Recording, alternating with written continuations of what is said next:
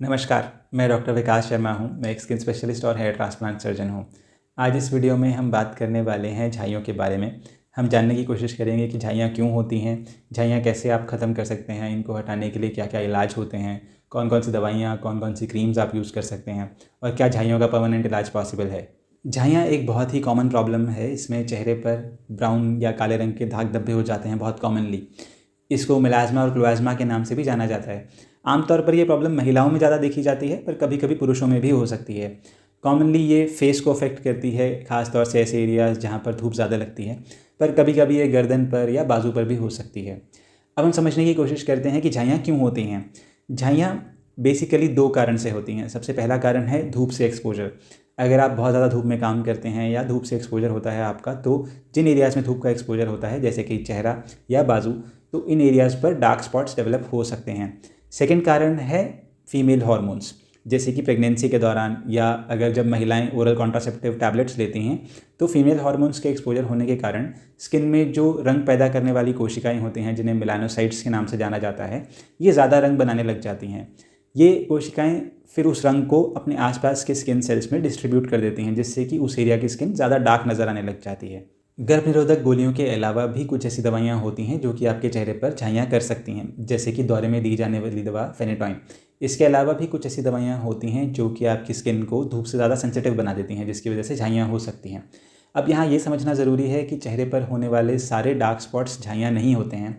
झाइयाँ कुछ specific areas में देखी जाती हैं, जैसे कि चेहरे का बीच का हिस्सा यानी आपका नोज़, दोनों चीक्स, फोरहेड का ये वाला एरिया, या फिर अपर लिप, जिसमें कि इस वाले एरिया पर धूप पड़ती है तो वहाँ पर डार्क स्पॉट्स डेवलप हो सकते हैं। इसके अलावा भी चेहरे के बाकी हिस्से भी अफेक्ट हो सकते हैं। अब हम बात करते हैं झाइयों के इलाज के बारे में। झाइयों का पिगमेंट अगर त्वचा की ऊपरी परतों में मौजूद है तो इसको ट्रीट करना थोड़ा आसान होता है। सिंपल क्रीम्स से इसको ठीक किया जा सकता है और रिस्पॉन्स भी थोड़ा जल्दी देखने को मिल जाता है। अगर झाइयों का पिगमेंट त्वचा की गहरी परतों में मौजूद है या आपको मिक्स्ड मेलाज्मा है जिसमें पिगमेंट ऊपरी परतों में भी है और गहरी परतों में भी है, तो इसमें हो सकता है आपको लगाने की दवाइयों से पार्शियल इंप्रूवमेंट ही मिल पाए और कुछ प्रोसीजर्स करने की ज़रूरत पड़े। अब हम बात करते हैं कि घर पर आप किन चीज़ों का ध्यान रखकर खुद से ही झाइयों को बेहतर बना सकते हैं। सबसे इंपॉर्टेंट चीज़ है धूप से बचाव। तो अगर आप बार बार धूप में जाते हैं तो आप अम्ब्रेला का इस्तेमाल कर सकते हैं। आप हैट्स पहन सकते हैं जो कि आपकी त्वचा को धूप से बचाएं। आप बड़े सनग्लासेस पहन सकते हैं जो कि यूवी लाइट से आपकी स्किन को प्रोटेक्ट करें। इसके अलावा अगर आप कोई दवाइयाँ ऐसी लेते हैं, जैसे मैंने आपको बताया गर्भ निरोधक गोलियाँ या फेनेटॉइन, ये सब दवाइयाँ मेलास्मा को बढ़ा सकती हैं। तो अगर आपकी झाइयाँ इन दवाओं की वजह से हो रही हैं तो आप अपने डॉक्टर से पूछकर इन दवाइयों को बदलने की कोशिश कर सकते हैं या इन दवाइयों को कम करने की कोशिश कर सकते हैं। इसके अलावा अगर आपको प्रेगनेंसी के दौरान झाइयाँ हुई हैं तो कुछ पेशेंट्स में ऐसा देखा जाता है कि डिलीवरी होने के बाद ये झाइयाँ अपने आप से कम हो सकती हैं या ख़त्म भी हो सकती हैं।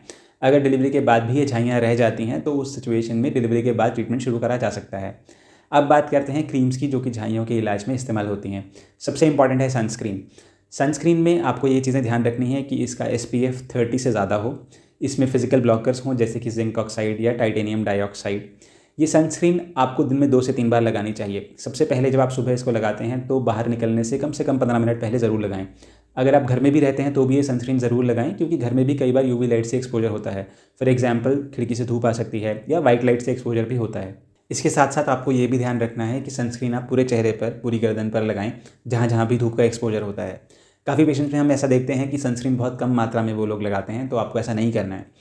अब बात करते हैं स्किन लाइटनिंग क्रीम्स के बारे में। ऐसी क्रीम्स जो कि स्किन के कलर को लाइटन कर देती हैं। इन्हें आप आमतौर पर सिर्फ डार्क स्पॉट्स पर ही लगाते हैं। सबसे इफेक्टिव जो क्रीम है, सबसे अच्छी जो क्रीम है, वो है क्लिगमेंस फार्मूला। ये एक 3 दवाइयों का कॉम्बिनेशन है, यानी हाइड्रोक्विनोन, ट्रेटिनोइन और इसके साथ में एक स्टीरॉयड मिक्स्ड होता है जो कि मोमेटासोन, फ्लूसिनोलोन या फिर हाइड्रोकॉर्टिसोन भी हो सकता है। इन तीनों दवाइयों का मिश्रण ऐसा देखा गया है कि बहुत असरकारक है मेलास्मा को या झाइयों को ठीक करने में। ये क्लिगमेंस फार्मूला काफ़ी इफेक्टिव होता है झाइयों को ठीक करने में, खास तौर से जो सुपरफिशियल टाइप के झाइयाँ होती हैं।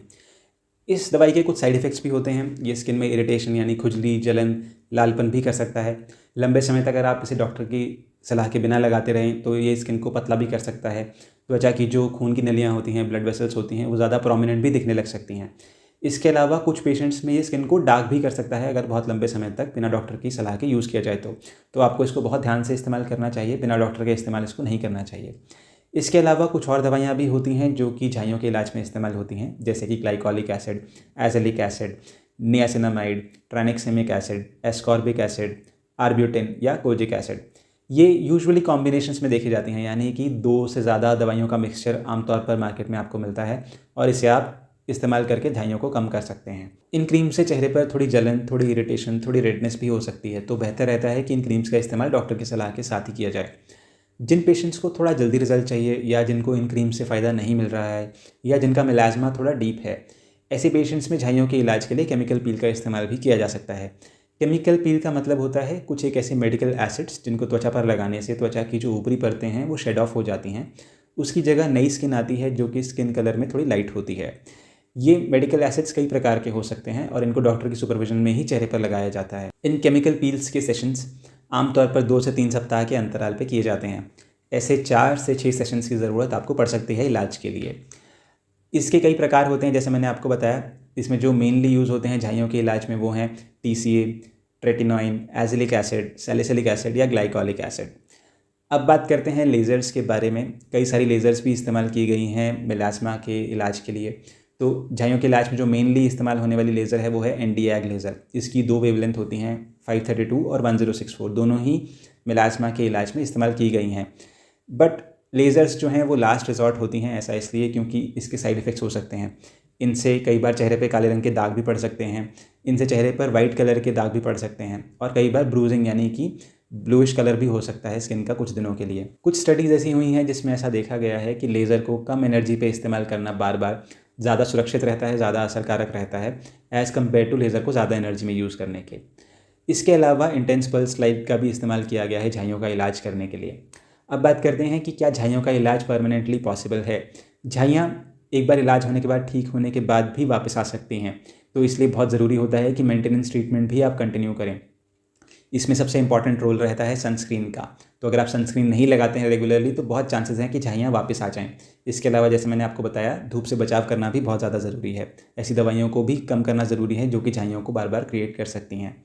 इसके अलावा कुछ एक दवाइयाँ भी हैं जो कि आपके डॉक्टर आपको लंबे समय तक इस्तेमाल करने के लिए बोल सकते हैं, जैसे कि glycolic acid, ascorbic acid, tretinoin, salicylic acid या फिर कोजिक एसिड। ये सभी दवाइयाँ लंबे समय तक इस्तेमाल करने से डॉक्टर की सुपरविजन में चांसेस कम हो जाते हैं कि आपको झाइयाँ वापस आएँ। तो इस वीडियो में मैंने आपको झाइयों के बारे में सभी कुछ बताने की कोशिश की है। अगर इसके अलावा भी कुछ क्वेश्चंस हैं आपके जो कि मैं इस वीडियो में आंसर नहीं कर पाया हूँ तो आप कमेंट सेक्शन में मुझसे पूछ सकते हैं, मैं उनका रिप्लाई करने की कोशिश करूँगा।